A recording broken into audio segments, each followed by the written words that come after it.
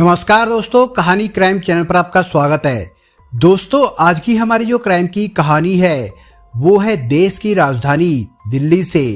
तो चलिए दोस्तों, शुरू करते हैं क्राइम की इस सच्ची कहानी को।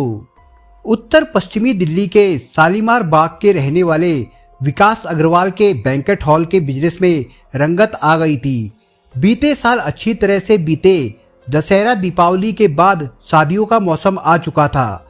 वो खुश थे कि 2021 के लॉकडाउन की कई बंदिशें हटाई जा चुकी थी, जिससे शादियों के लिए बैंकेट हॉल की बुकिंग तेजी से होने लगी थी। दिसंबर 2021 की बात है। विकास अग्रवाल 17-18 दिसंबर की शादी की बुकिंग की तैयारियों में लगे थे। काम बहुत था, सब कुछ शादी करवाने वाली पार्टियों के ऑर्डर और फरमाइशों के मुताबिक करना था। बैंड वाले, कैटरिंग वाले, डीजे वाले, फोटो स्टूडियो वाले, घोड़ी वाले से लेकर सजावट तक में किसी तरह की चूक नहीं रहने देना चाहते थे। सजावट पर तो उनका विशेष ध्यान था। वे चाहते थे कि लाइटों के अलावा सजावट में ताजे फूलों को ज़्यादा से ज़्यादा लगाए। इन सब के लिए अग्रवाल ने अलग अलग डिपार्टमेंट बना रखे थे।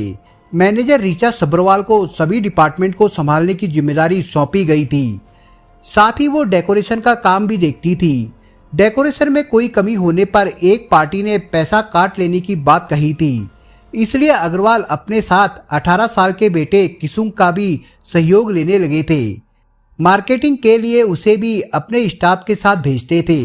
विकास अग्रवाल चाहते थे कि 12वीं में पढ़ने वाला उनका बेटा धीरे धीरे उनके बिजनेस के बारे में सीख समझ ले। यही वजह थी कि मार्केटिंग वगैरह के लिए उसे भी अपने स्टाफ के साथ भेजते थे। विकास ने 17 दिसंबर 2021 की सुबह सुबह फूल खरीद लाने के लिए मैनेजर ऋचा और ड्राइवर जितेंद्र के साथ किसुंग को भी दिल्ली यूपी बॉर्डर से सटे गाजीपुर फूल मंडी भेज दिया था। वे सुबह 6 बजे के करीब फूल मंडी पहुंच गए थे। गाजीपुर फूल मंडी Patparganj industrial area police station के अंतर्गत आती है। उन्होंने मंडी जाकर अच्छे खासे फूल खरीद लिए थे। जितेंद्र, ऋचा और किसुंग अपने अपने हाथों में फूलों का एक एक गट्ठर लेकर सड़क के किनारे पार्क गाड़ी के पास आ गए। ड्राइवर ने गाड़ी की डिक्की खोली और सभी ने उनमें फूलों के गट्ठर रख दिए। तब तक किसुंग गाड़ी की अगली सीट पर जाकर बैठने लगा। ऋचा मना करती हुई उससे बोली, अरे वहाँ नहीं, पीछे की सीट पर बैठो ना, सेठ की तरह। तुम हमारे मालिक के बेटे हो तो तुम भी तो सेठ हुए ना। और फिर ऋचा मुस्कुराने लगी। किसुंग भी आगेकारी की तरह पीछे की सीट पर जा बैठा और ऋचा ड्राइवर सीट के बगल में बैठ गई। कुछ समय में जितेंद्र भी रजनीगंधा के फूलों का बंडल ले आया। उसे डिक्की में डालकर रख दिया और ड्राइवर की सीट पर बैठ गया।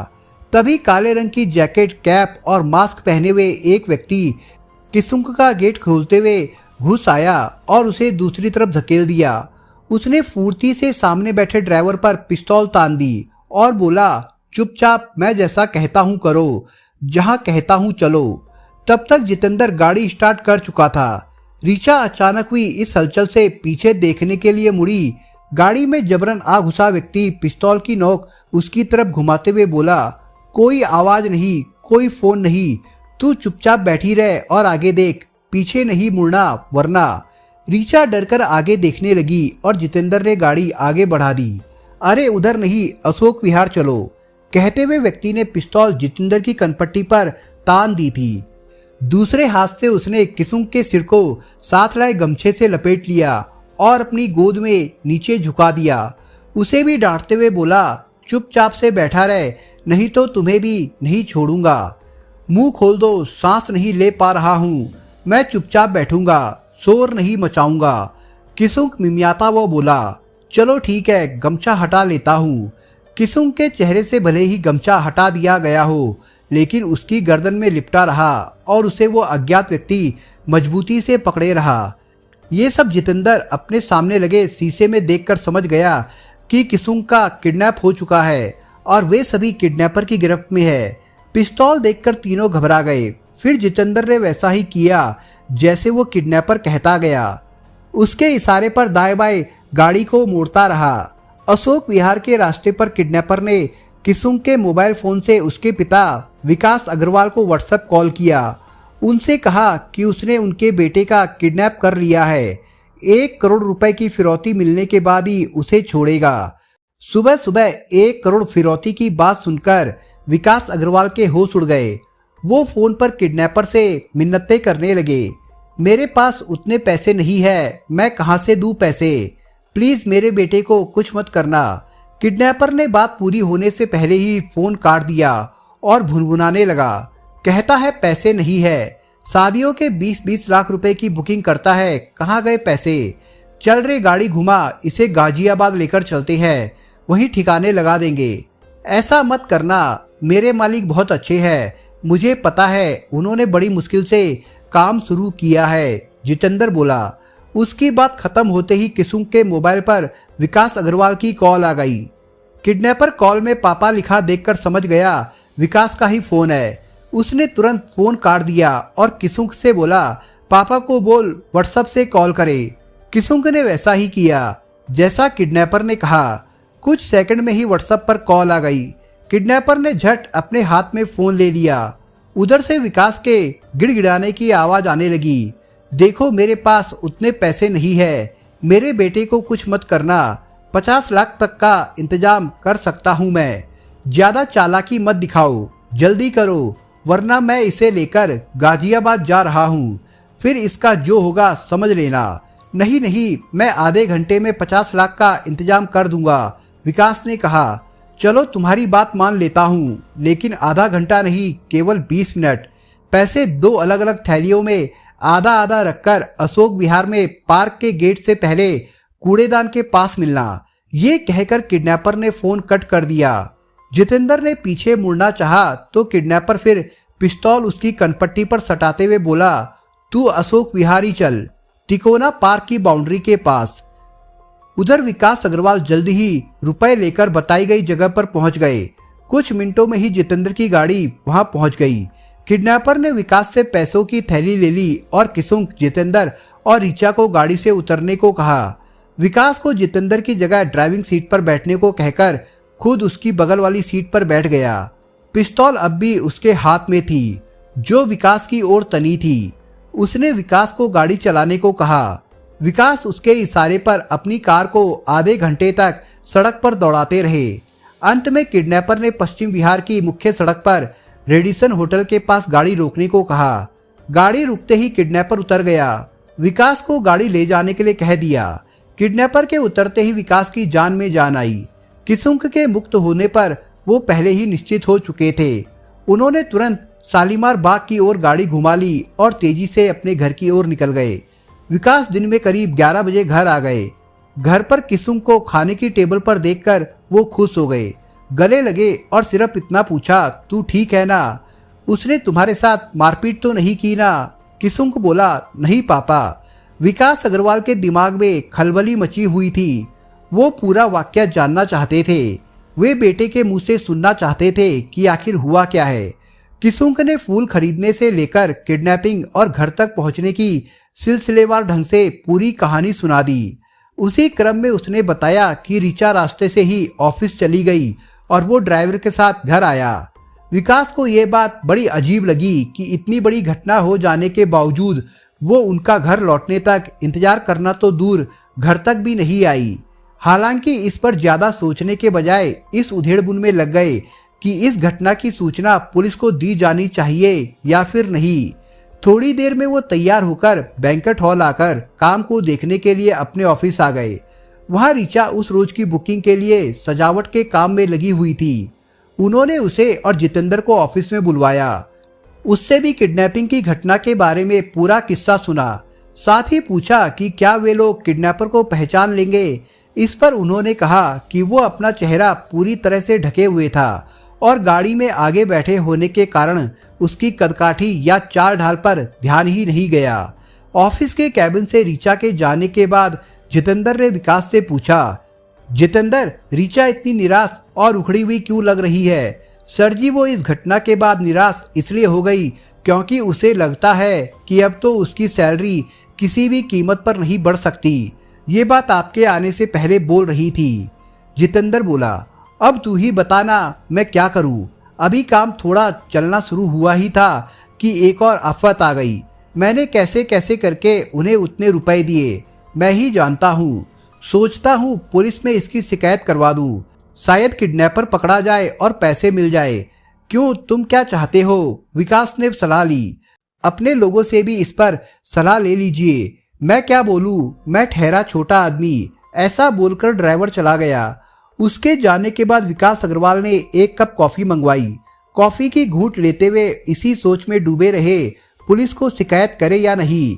मन में दो बातें आ जा रही थी। अगर करते हैं तो थाने कोर्ट का चक्कर लग जाएगा, काफी काम पसरा हुआ है। अगर नहीं करते तो किडनैपर उसे डरा हुआ समझेगा और हो सकता है वो दोबारा ऐसा कर दे। इसी कसमकस में उन्होंने अपने कुछ खास कारोबारी मित्रों और पत्नी तक से सलाह ली। अधिकतर का कहना था कि पुलिस में शिकायत की जानी चाहिए। कईयों ने दावे के साथ कहा कि ऐसा करने पर पुलिस अगर चाहे तो फिरौती का पैसा वापस भी मिल सकता है।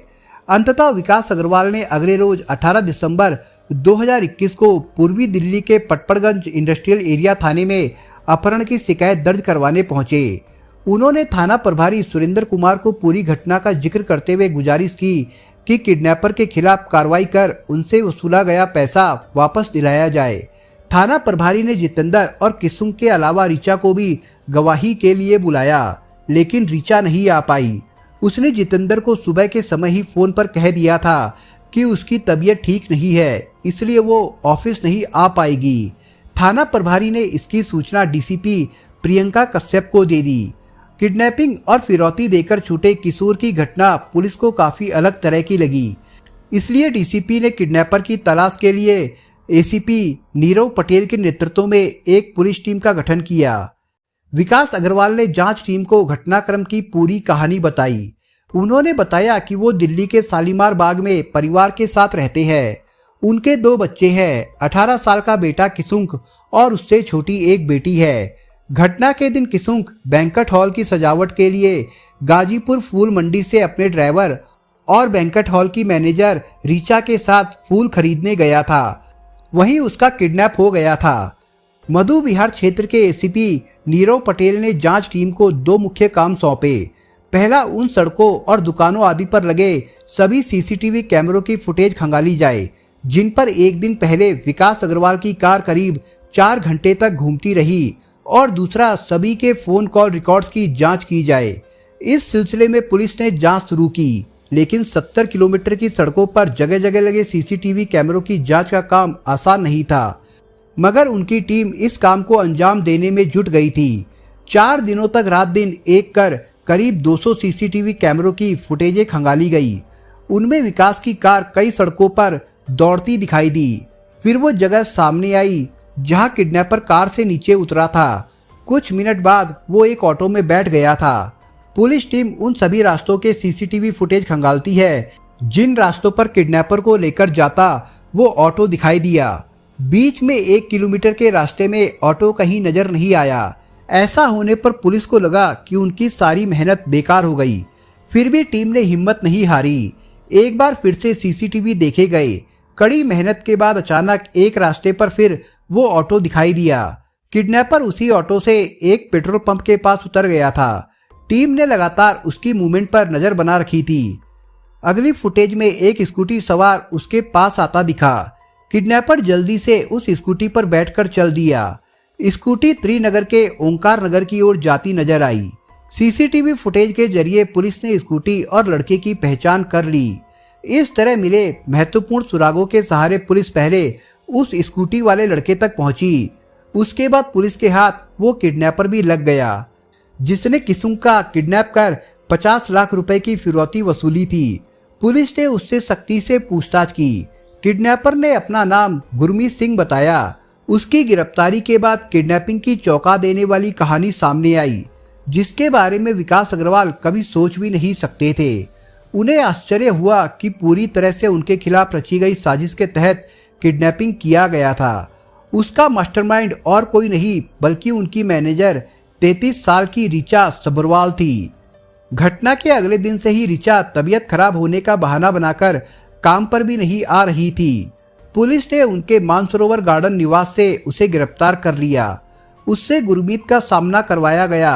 फिर पूछताछ की गई। वह अपने पति निकुल सब्रवाल और 2 बच्चों के साथ दिल्ली के मानसरोवर गार्डन क्षेत्र में रह रही है।